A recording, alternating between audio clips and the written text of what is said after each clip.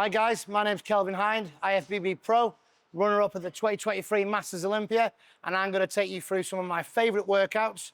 You can find me on Instagram or YouTube at Coach Kelvin. So the first exercise I like to do for hamstrings is a lion leg curl. In fact, it's the first exercise I normally do if I'm training legs all together, quads and hamstrings.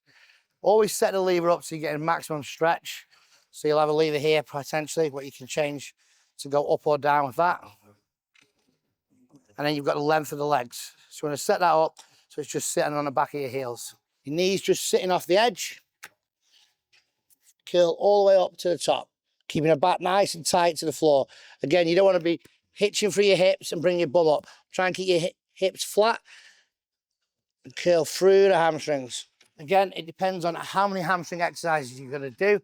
So I would tend to do a couple of working sets on this, then do my hip hinging exercise, then a couple of sets on the seated leg curl. If you're not taking care of your intra-workout nutrition, you're leaving gains on the table. Illegal Nutrition do the best products on the market.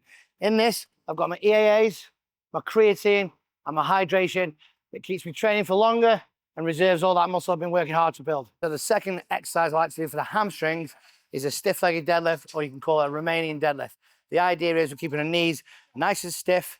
We're bending over to stretch the hamstring. So we're working a part of the hamstring that crosses the hip joint, not the knee joint, because the knee's staying nice and locked in. Working the hamstring right up into the top where it attaches onto the glute. Feel the hamstring stretch. That depends on your flexibility. Some people will be fully stretched there. That's fine. What we don't want to do is round the back over like that. We want to keep the hips pushed back nice and straight. Feel that stretch in the hamstring, and then pull up and through into the contraction. A great alternative for the stiff-legged deadlift using a bar is just using a dumbbell.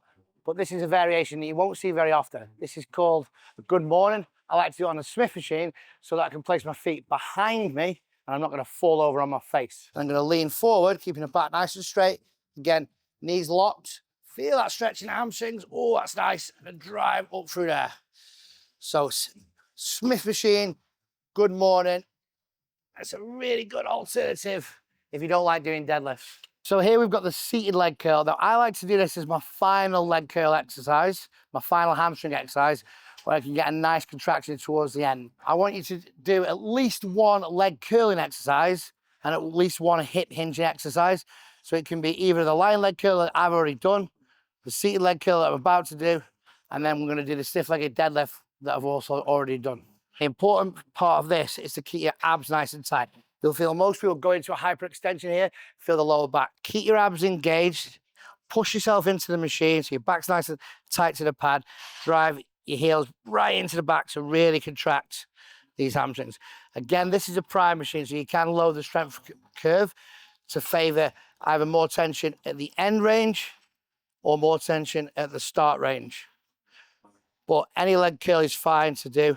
Just make sure you're getting a full range, right down, squeeze right until the end. And this is the best leg curl exercise to get that real deep contraction.